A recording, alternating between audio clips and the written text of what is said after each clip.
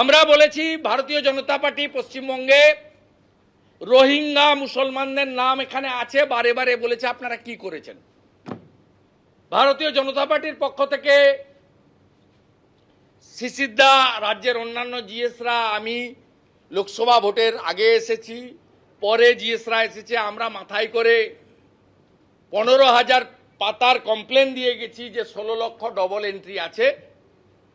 In charge CO বলেছেন আমরা 8 লক্ষ নাম বাদ দিয়েছি, তাতে একটা বড় অংশ আপনাদের কমপ্লেনের ভিত্তিতে আমরা তালিকা চেয়ে নেব।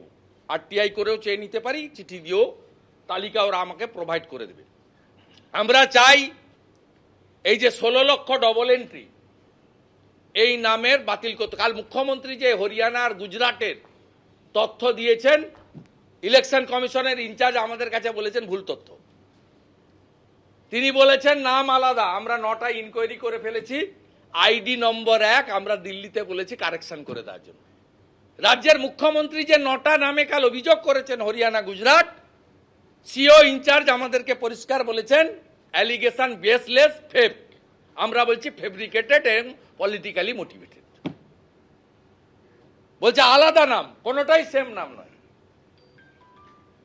কোনো কারণে প্রিন্টিং মিস্টেক আছে হয়তো আইডি কার্ডে, সেটা আমরা কারেকশন করে দেবো। সেটা টেকনিক্যাল ফল্ট, আধারেও অনেকের থাকে, আপনাদের অনেকেরই হয়, অনেকের নাম কারেকশন হয়।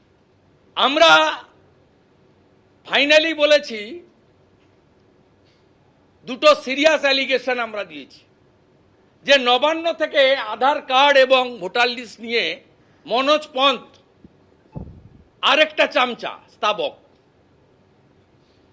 মনোজ পন্থ শনিবার ভিসি করেছিলেন বিডিও, এসডিও, ডিএমদেরকে, আমাদের কাছে রেকর্ড আছে। আমরা ইলেকশন কমিশনকে কমপ্লেন করব, ইসিআইকে। মনোজ পন্থ নবান্ন থেকে এপিক কার্ড এবং ভোটার লিস্ট সংক্রান্ত কোনো ভিসি করতে পারেন না।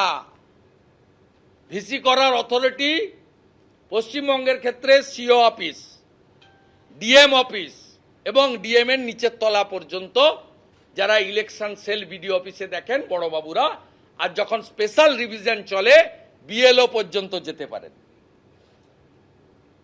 নবান্ন থেকে গত শনিবার বিডিও, এসডিও, ডিএমদেরকে মনোজ পন্থ ভিসি করে চমকেছেন।